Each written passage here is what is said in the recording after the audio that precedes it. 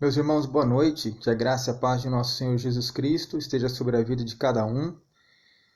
Chegamos em mais um fim de dia.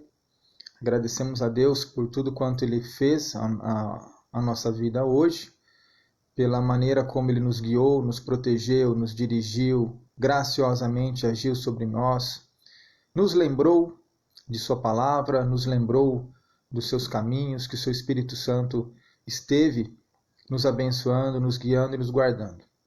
Agora nós vamos dar continuidade à nossa devocional, no capítulo 4 do Evangelho de Marcos. E dou as boas-vindas aos nossos irmãos que estão chegando. Nossa irmã Zilá, boa noite, Deus abençoe a irmã. Aldailson, boa noite, irmão, Deus abençoe. A dona Zilda, boa noite, irmã, Deus abençoe. A Ana Rosa e a dona Conceição, Deus abençoe as irmãs. Também a dona Maria Calisto, Deus abençoe a irmã. E bem assim todos os demais irmãos que chegarem também, nós os recebemos com a graça e a paz de nosso Senhor Jesus. Nós vamos seguir na nossa meditação do Evangelho de Marcos. Nós vamos orar, pedir que Deus, vamos agradecer ao Senhor e pedir a direção dele. Amado Pai Santo e Poderoso, em nome de Jesus, nos colocamos diante de Ti. Somos gratos a Ti pelo dia que nos deu e pela maneira como dirigiu o nosso viver. Deus, nossas vidas estão em Tuas mãos e sabemos, ó Deus, que o Senhor a dirige visando um fim proveitoso, e este é de que aprendamos com Jesus e que o nosso caráter seja moldado segundo o dele. Ó Deus, nos auxilie nisso, meu Pai, em nome de Jesus. Dá-nos força, ajuda-nos verdadeiramente a submetermos-nos à Tua palavra e a esse molde, para que nós possamos ser achados de acordo com o Teu agrado, frutificando em toda boa obra e olhando para Ti em todo momento. Faz, ó Deus, com que possamos compreender a Tua palavra e aplicá-la ao nosso coração. É no nome de Jesus que nós oramos. Amém. A irmã Alessandra, boa noite, Deus abençoe você e sua casa. Fernandinha, boa noite, Deus te abençoe também. Irmãos, Evangelho de Marcos, capítulo 4. Hoje nós vamos observar o versículo de número 26 ao versículo de número 29. Evangelho de Marcos, capítulo 4, verso 26 ao verso 29. Esperar os irmãos abrirem. Marcos, capítulo 4, verso 26 ao verso 29. Diz assim o texto: Disse ainda: O reino de Deus é assim, como se um homem lançasse a semente à terra, depois dormisse e se levantasse, de noite e de dia, e a semente germinasse e crescesse, não sabendo ele como. A terra por si mesma frutifica, primeiro a erva, depois a espiga, e por fim o grão cheio na espiga. E quando o fruto já está maduro, logo se lhe mete a foice, porque é chegada a ceifa. Aqui, irmãos, Marcos ainda continua falando sobre o reino de Deus, como ele começou no capítulo 4, ao falar sobre a parábola do semeador. Então ele falou sobre a parábola do semeador, capítulo 4, versos 1 a 9. No versículos 10 a 20, ele explicou a parábola do semeador. No versículo 21 até o 25, ele continuou falando da evangelização, mas agora num sentido de que ele é a luz, e essa luz não veio para ser oculta, ela veio para ser mostrada, ela veio para ser revelada, ela veio para iluminar todas as pessoas que estão ao redor. E nós devemos, como aqueles que portam a luz, a nós cabe levar a palavra de Deus e a luz de Cristo. E como eu falei ontem, a consideração que Marcos faz ao se lembrar das palavras de Jesus no versículo 24, atentai no que ouvis, com a medida com que tiverdes medido, vos medirão também, e ainda se vos acrescentará, pois ao que tem se lhe dará, e ao que não tem, até o que tem lhe será tirado. Quando Jesus diz isso, no campo da evangelização, ele não está falando de julgamento aqui, está falando de evangelização. Ele está dizendo que o valor que nós dermos à evangelização, ao evangelho, à semente que é a palavra de Deus, dessa mesma maneira nós seremos avaliados, vamos dizer assim, por Deus. Os irmãos devem se recordar que quando Jesus falava com os seus discípulos a respeito de quem era o maior servo, ele dizia que o maior servo era aquele que servisse a todos. E não há melhor maneira de servir alguém, de servir o homem, do que levar o evangelho a ele. O evangelho é o resumo de todas as coisas. O evangelho, quem leva o evangelho é uma pessoa que verdadeiramente está disposta a servir o próximo. Quem se importa com as pessoas ao ponto de compartilhar o evangelho com elas é verdadeiramente uma pessoa que se importa com o homem, é verdadeiramente uma pessoa que ama, é verdadeiramente uma pessoa que tem e exerce misericórdia. Porque no evangelho tem justamente a semente para o restaurar de uma vida, para a bênção de uma vida, para a salvação de uma vida e para a condução dessa vida na presença de Cristo. Então, evangelizar é o exercício de amar.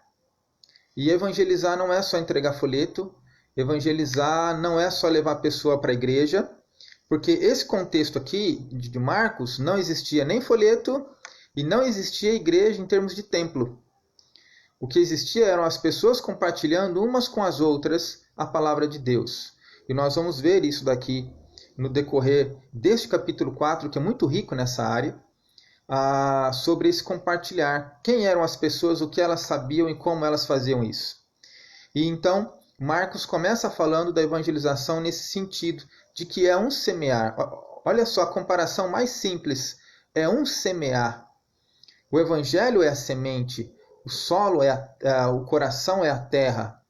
E aqui não tem necessariamente falando um preparo com a terra. A parábola do semeador, quando explicada, verso 10 a verso 20, nos mostra que eles não jogavam a semente na terra preparada para aquilo. Jogavam a semente. Uma caía à beira do caminho, outra caía entre os espinhos, outra caía na terra dura e outra caía na boa terra. Eles jogavam a semente.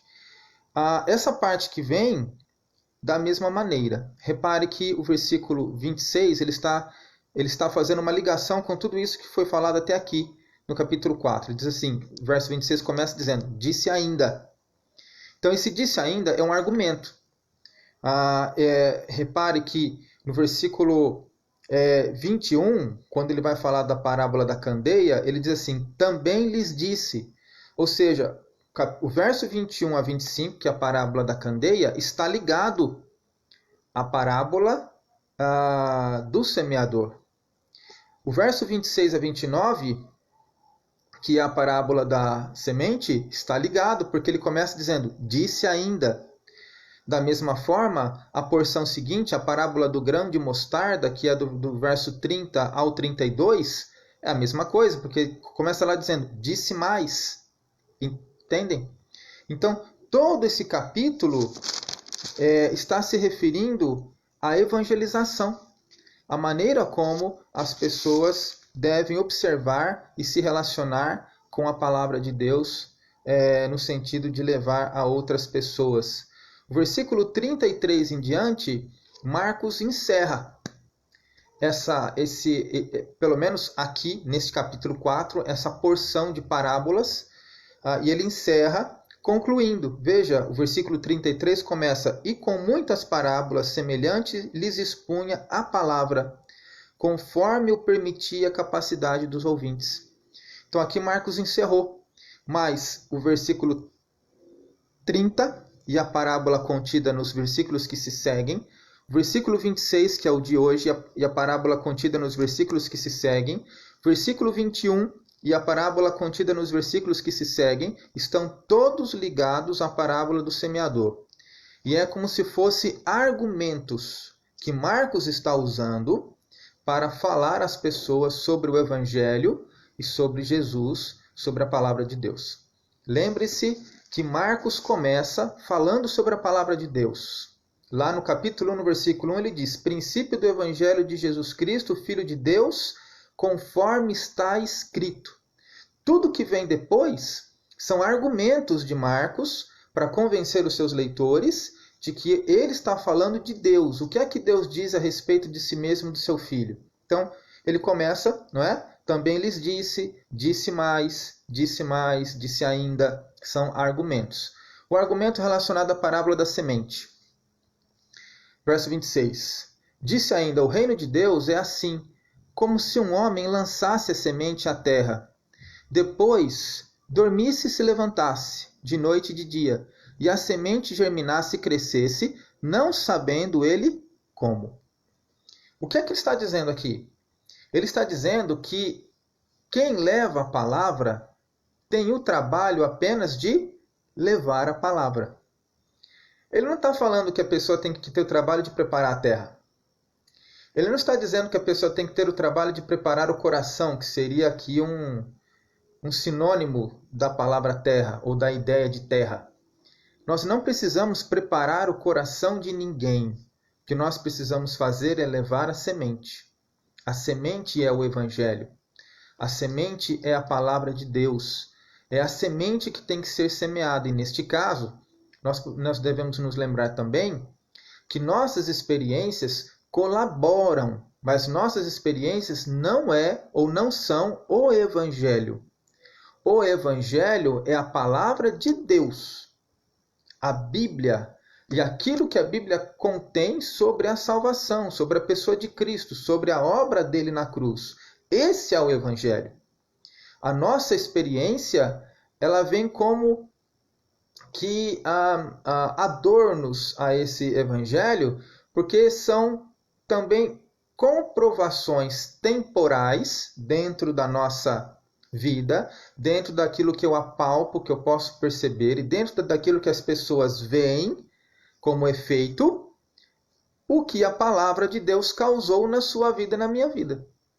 Então elas vêm também como, as nossas experiências são como testemunhos, comprovantes. Olha só como que a palavra de Deus mudou a vida desse jovem, ou a vida desse homem, ou a vida dessa mulher, ou a vida dessa senhora. Olha como a palavra de Deus trouxe vida. Mas o poder do Evangelho não está nas nossas experiências. O poder do Evangelho está no próprio Evangelho. O apóstolo Paulo, no seu capítulo 1 da carta aos Romanos, diz: porque não me envergonho do Evangelho, porque é o poder de Deus para a salvação de todo aquele que crê. Então, o Evangelho, a palavra de Deus, a mensagem de Cristo. E é muito interessante, a palavra Evangelho em si mesma significa boa notícia. E os irmãos se lembram que quando Jesus nasceu, os anjos apareceram para os pastores e disseram assim: calma, não tenham medo, é que nós trazemos para vocês hoje uma boa notícia. Nasceu o Senhor. Então, aquilo ali, quando ele diz, nós trazemos para vocês uma boa notícia, eles estão dizendo, nós trazemos para vocês o Evangelho. A palavra escrita ali no grego é Evangelho, Euangélio. Então, Evangelho significa boa notícia, boa nova de salvação. É aquela mensagem que pode mudar a vida de alguém. Não é a sua experiência que vai mudar a vida de alguém, porque a sua experiência é só sua. Nós não somos iguais. Ninguém é igual a ninguém. Ninguém tem a mesma experiência de vida. Ninguém tem as mesmas atitudes certas e ninguém tem as mesmas atitudes erradas. Ninguém faz as mesmas escolhas.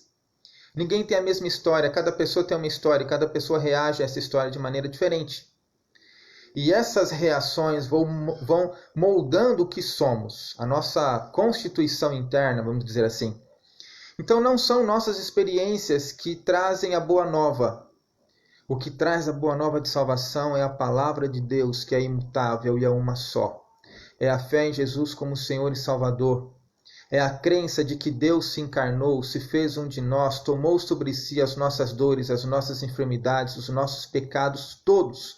Nos representou perante o Pai. A culpa que era nossa foi transportada para Ele e Ele pagou cada pedacinho do nosso pecado. de modo que não existe mais nada a ser pago. Por isso que o apóstolo Paulo diz que justificados mediante a fé, agora temos paz com Deus. A paz vem porque não há mais pecado para ser perdoado. Se houvesse pecado para ser perdoado, nós não estaríamos em paz. Porque o pecado é ofensa para Deus. O pecado é afronta ao caráter de Deus. Mas Paulo diz em Romanos 5:1, justificados, pois, mediante a fé, temos paz com Deus. Fomos declarados justos, ou seja, todo o nosso pecado foi perdoado. Consequentemente, quando uma vida é perdoada, ela é refeita também. O apóstolo Pedro, na primeira carta que ele escreve, capítulo 1, terceiro verso, ele vai bem dizer a Deus porque ele entende que ele foi regenerado, a igreja foi regenerada, foi refeito. O coração da igreja, ou o coração daqueles que são a igreja, foram refeitos. O que significa isso? Nós não olhamos mais para o pecado agora como coisa desejosa. Agora o nosso olhar para o pecado tem que ser como coisa repugnante, como coisa suja, como coisa vergonhosa. Não mais como algo atraente que enchia os nossos olhos e nos levava para uma vida de deleite sem fim. Agora nós conseguimos discernir o que é de Deus daquilo que não é de Deus. E aquilo que não é de Deus deve ser rejeitado. E todas as vezes que nós rejeitamos aquilo que não é de Deus, isso é como que uma evidência de que de fato o nosso perdão foi dado. Somos de Cristo, fomos perdoados. É a nova vida que se refaz a cada momento.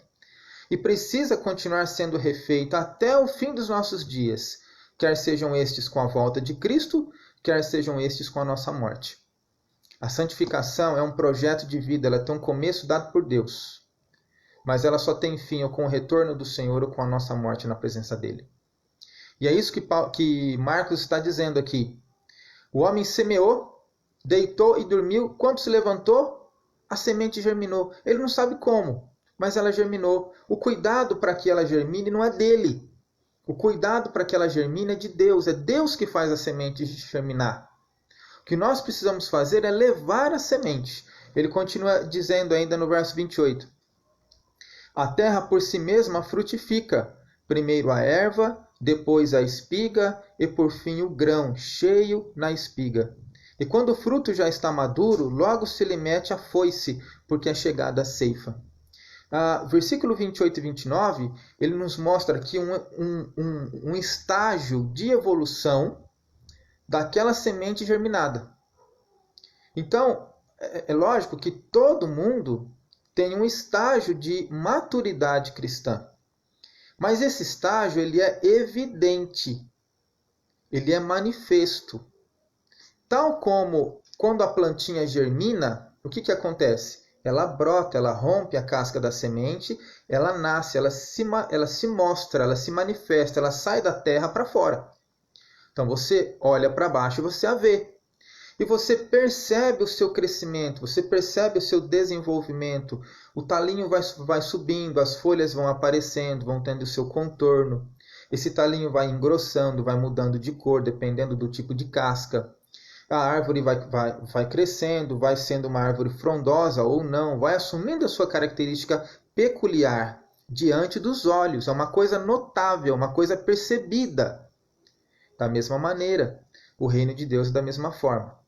Semeia-se a semente do Evangelho e o próprio Deus faz com que essa semente germine.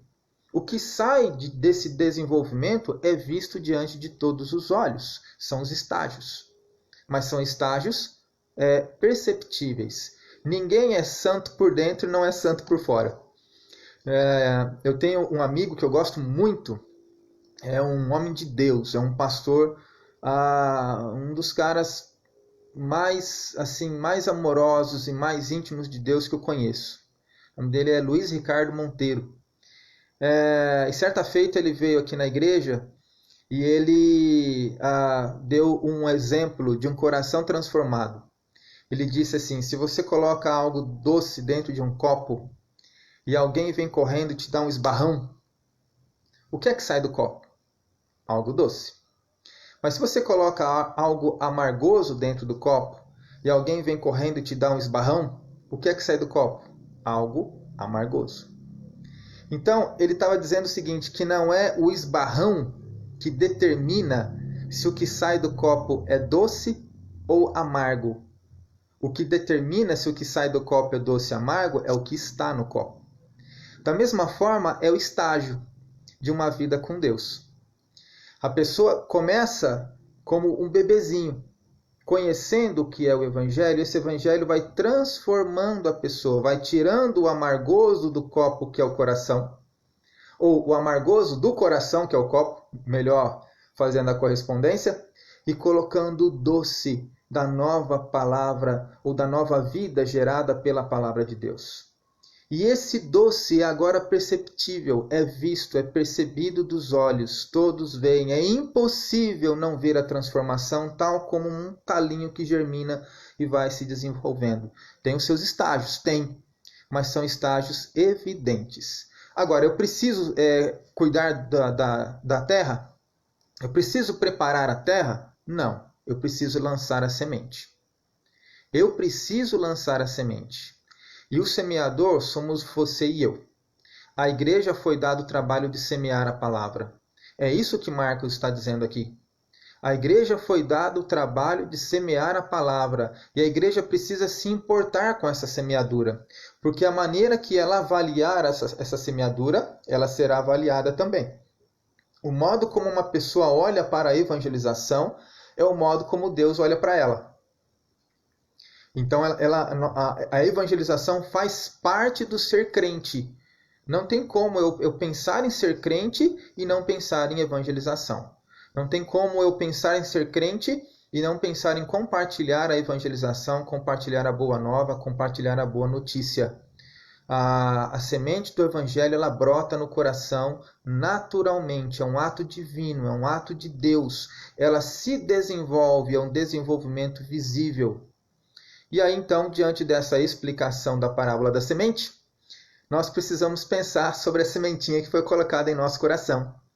Como ela tem se desenvolvido? Em que fase aqui nós estamos? Estamos na fase da erva? Estamos na fase da espiga? Estamos na fase do grão? Do grão ainda não. Porque o grão, ele diz aqui, quando o fruto já está maduro, logo se lhe mete a foice, porque já é chegado a ceifa. A ceifa é a consumação dos séculos, quando Jesus voltar para buscar a sua igreja. Nós estamos ainda sendo moldados, mas esse moldar é um moldar de qualidade. Como que as pessoas têm visto a sua vida na presença do Senhor? Que tipo de fruto você tem manifestado? Você é a fonte de água salgada, revestido de uma fonte de água doce? Ou você é a fonte de água doce? Porque fonte de água doce não dá água salgada, entende? Quem somos nós? Como nós nos colocamos dentro da vivência do Evangelho? E aquilo que nós transparecemos para as pessoas é o Evangelho? Ou é um tipo de vida que não tem nada a ver com o Evangelho? Ou é uma extensão da nossa antiga vida, só que com uma roupagem diferenciada agora? Irmãos, a nossa vida na presença de Deus e na presença das pessoas não pode ser uma extensão da antiga vida.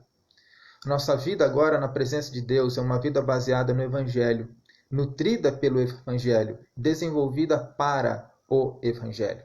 É isso que nós precisamos ter em mente. Vamos orar?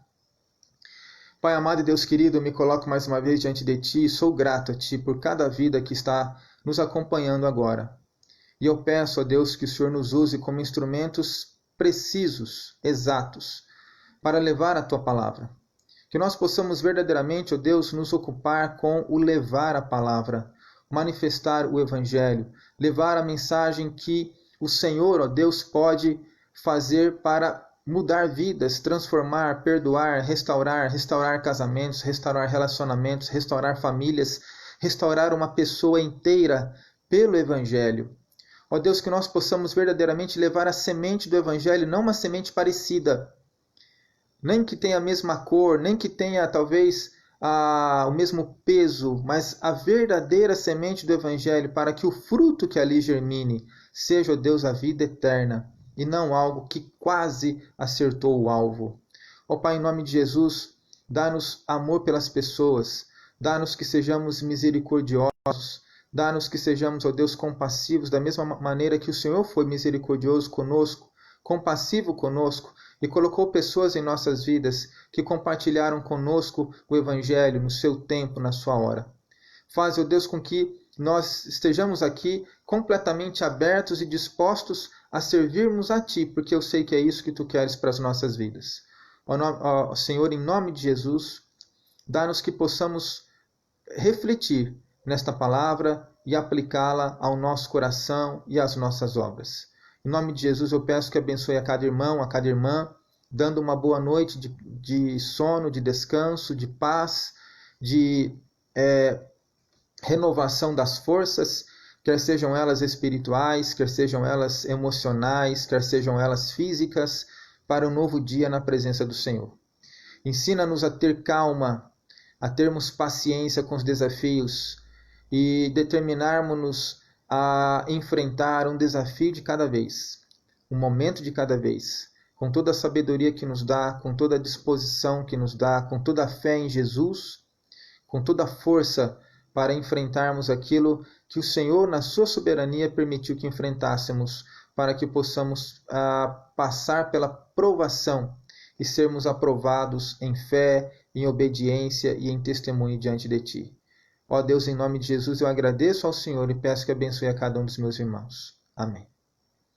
Irmãos, Deus abençoe a cada um de vocês. Tenham todos uma boa noite e até amanhã cedo com a nossa meditação em Daniel. Tchau, tchau.